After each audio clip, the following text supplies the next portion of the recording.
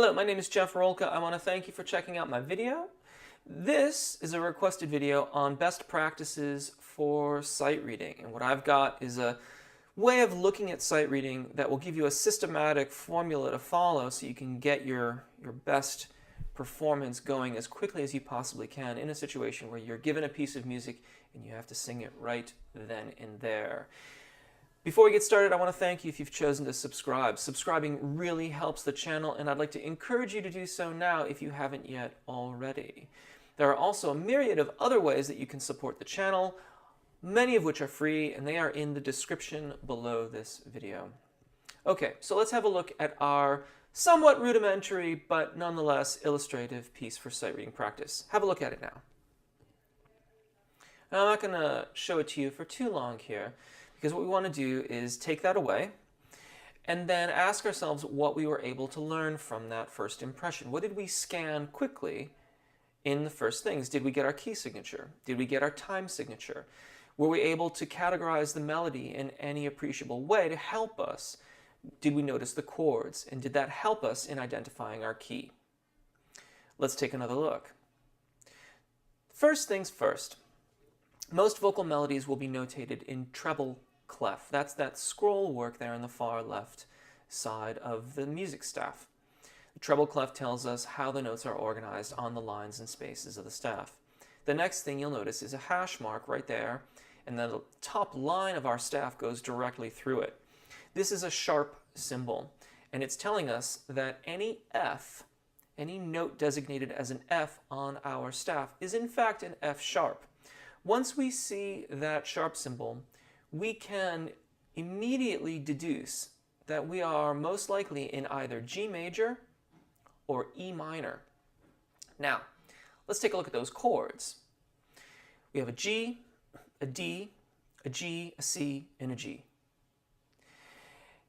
That's pretty much G major. If you start with a G major chord and you end with a G major chord and you have a D major chord in there as well, keeping in mind that D major is the dominant of G major, make sure I said that correctly, or the 5 chord if you prefer, that pretty much identifies us as G major.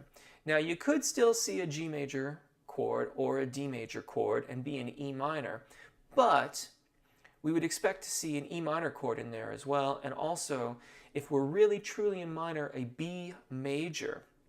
Oftentimes in minor we borrow the dominant from the major key area. So in E major, B major is the dominant, and that is frequently borrowed in the minor tonality.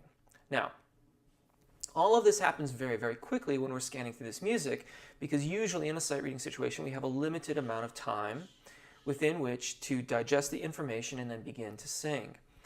The next thing that we would quickly look at are the melodies of the piece, and if there's any way we can, any patterns we can see, any way we can organize these melodies to make it easier for us to look at the big picture and be as accurate as we possibly can. Now, there are several videos on the channel about solfege, and when we think about these things in solfege, the pattern becomes immediately quite evident. Take a look. Here you have so, fa, mi in the first 2 bars, and you have so, la, ti in the next 2 bars, and then do from the 5th bar until the end.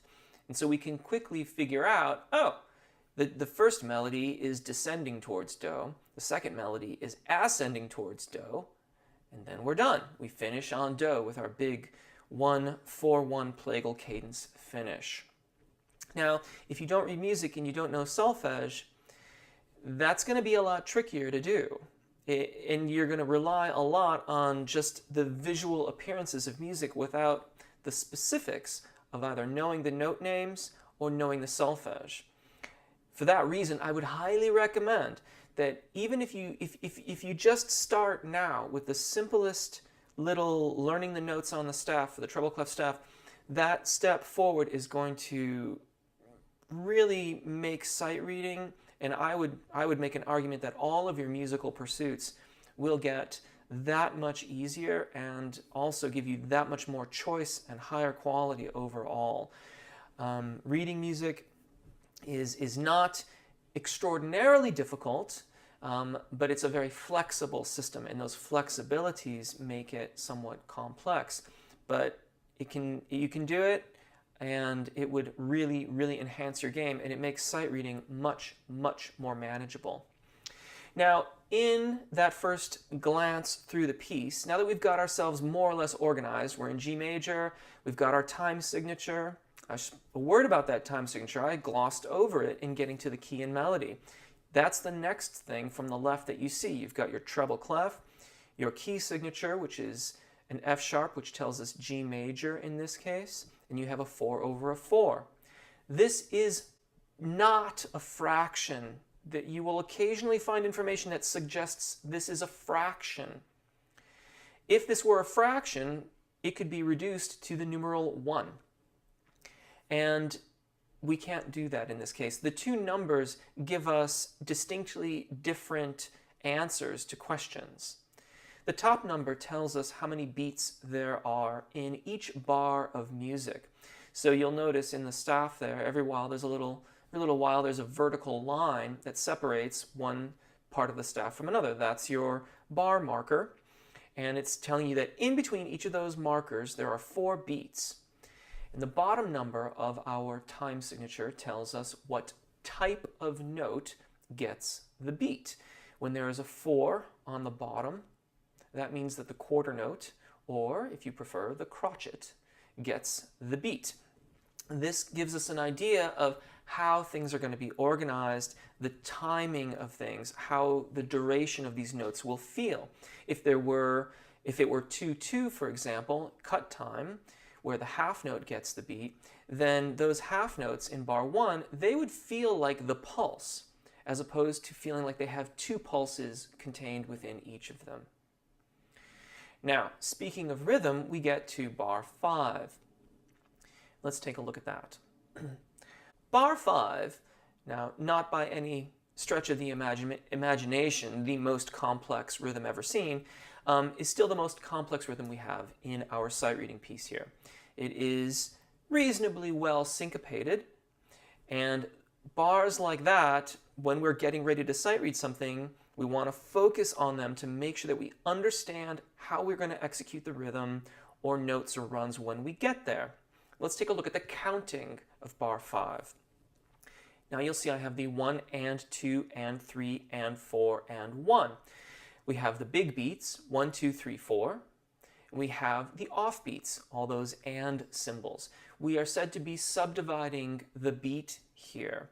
When we subdivide the beat, it allows us to be more accurate to the rhythms that we are seeing on the page.